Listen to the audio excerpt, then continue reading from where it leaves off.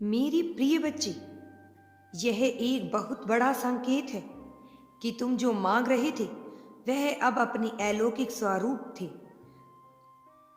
जो तुम अब तक मांग रहे थे वह कुछ अलग ही रूप से आकर अपने भौतिक स्वरूप में प्रकट हो रहा है।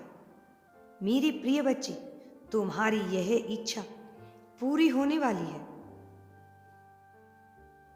मेरी प्रिय, इस समय में तुम दूसरों की वही इच्छा पूरी होती हुई देख सकते हो या देख पा रहे हो जिसकी तुम मांग कर रहे थे। यह नियति का एक बहुत बड़ा संकेत होता है कि अब उचित समय आ चुका है जब तुम्हें भी तुम्हारी इच्छा स्वरूप मिल जाएगा।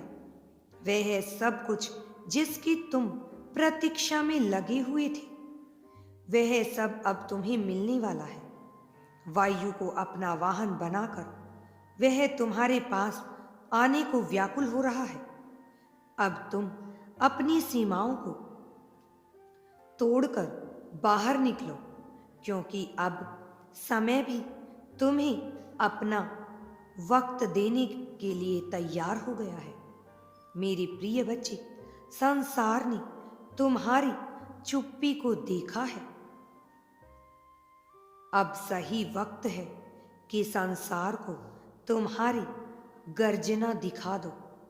तुम्हारी गर्जना दिखा दी जाए। अब वक्त है वह सब कुछ हासिल कर लेने का जो तुमने अभी तक खो दिया था, और इस बार तुम उस मुकाम को हासिल करोगे जो ब्रह्मांड ने तुम्हारे लिए पहले से ही तय किया था। मेरी प्रिय बच्चे, मैं जानता हूं तुम्हारी प्रतीक्षा की घड़ी समाप्त हो गई है, क्योंकि तुम्हारी प्रतीक्षा की घड़ी काफी लंबी रही है। लेकिन तुम घबराओ मत। अब राहत की जिंदगी तुम्हारे लिए बहुत सुहावनी होगी। मेरी प्रिय, बहुत से ऐसे लोग हैं जो तुमसे कटुता का, शत्रुता का भाव रख रहे हैं। बार बार नित्य तुम पर प्रहार करते हैं, तुम्हारी आलोचना करते हैं। कुछ ऐसे भी लोग हैं जो तुम पर काले तंत्र विद्या का प्रयोग करते हैं।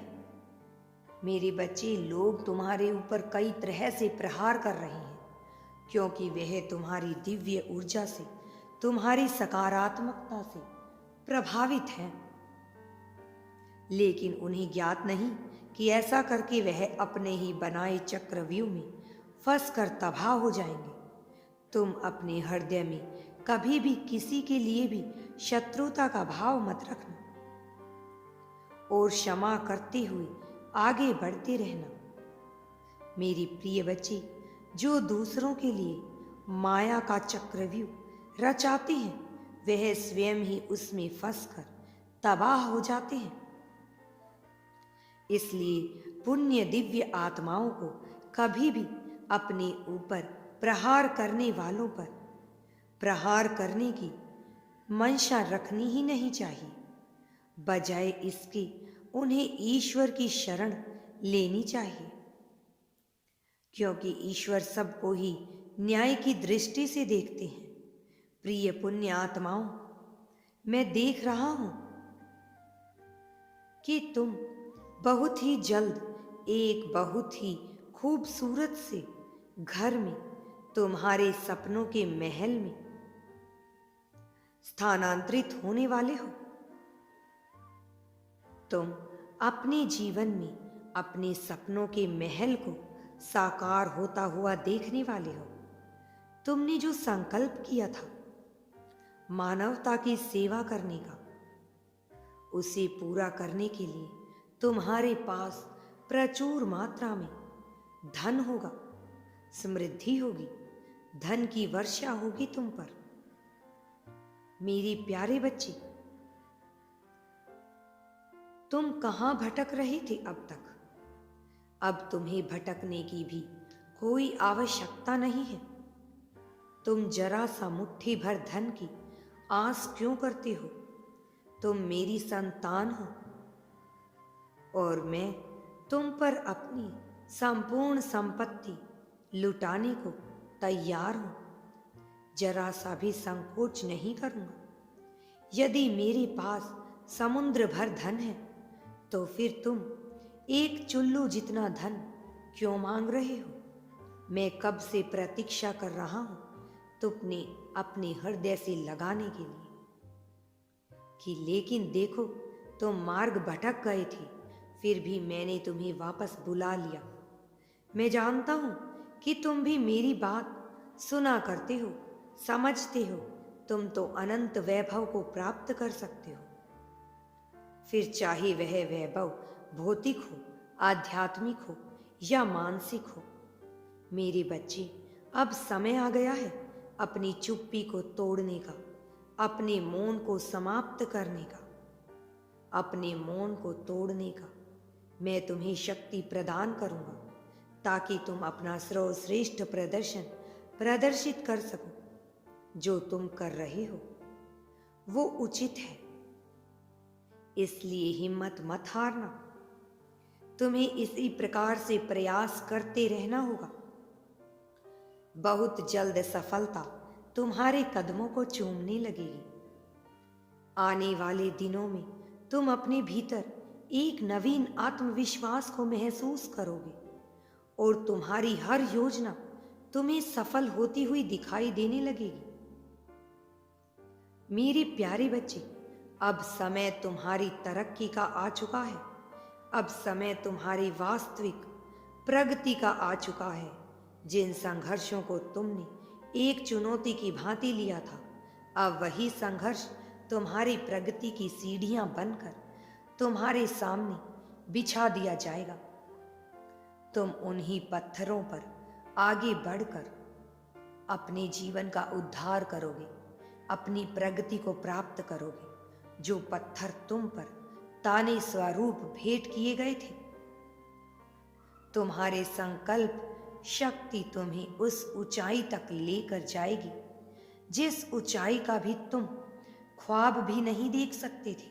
अब तुम इतने ऊंचे जाओगे, तुम्हारी कल्पना से भी परे ऐसा बहुत कुछ है जो पाना तुम्हारा अधिकार है, तुम्हारी योग्यता है।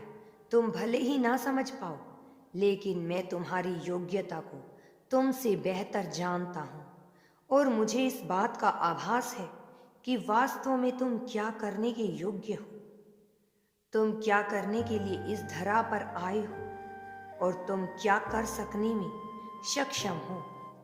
इस संसार में भले ही तुम्हें समझने में किसी और से कितनी ही भूल क्यों ना हो जाए, भले ही वह तुम्हारी अपनी हो, तुम्हारा अपना साथी, तुम्हारा अपना परिवार, तुम्हारे अपने सगे हो, परंतु मेरे बच्चे, मित्र हो चाहे भाई बंधु हो, फिर वह चाहे कोई भी हो, वह तुम्हें समझने में भूल कर सकते हैं, लेकिन आध्यात्मिक रूप से जागृत एक किरण पुंज मैं हूं। मैं तुम्हारी हर गतिविधि को जानता हूं, महसूस भी करता हूं, उन्हें देखता भी हूं और उसके पीछे की तुम्हारी नीयत को समझता भी हूं। मेरे प्यारे बच्चे, किंतु प्रकृति का एक नियम है जो इस ब्रह्मांड में पूरी तरह से लागू होता है। मेरी प्रिय, यदि तुम्हें इस संसार में कुछ भी चाहिए तो तुम्हें उसकी कल्पना ऐसे करनी होगी जैसे वह तुम्हारे पास पहले से ही मौजूद हो। कल्पना करो और सब कुछ तुम प्राप्त कर सकते हो। कल्पना करो अच्छे जीवन की, कल्पना करो सुख समृद्धि से भरे हुए जीवन की। मेरी प्रिय, विचार करो, जब तुम कभी भी दुख के बारे में सोचते हो, किसी दुख का विचार करते हो, तो वह दुख घटित हो ही जाता है, क्योंकि तुम उस दुख को पूरी प्रबलता से विचार कर लेते हो।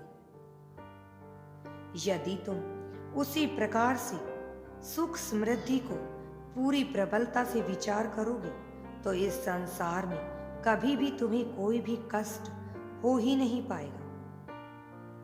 तुम इस संसार में एक तुच्छ प्राणी मात्र नहीं हो, तुम उससे कहीं ऊपर हो। तुम्हारा हृदय कहीं ऊपर है। तुम इस संसार में वह करने आए हो जो इस संसार की व्यवस्था के लिए नहीं है, अपितु इससे कहीं अधिक है।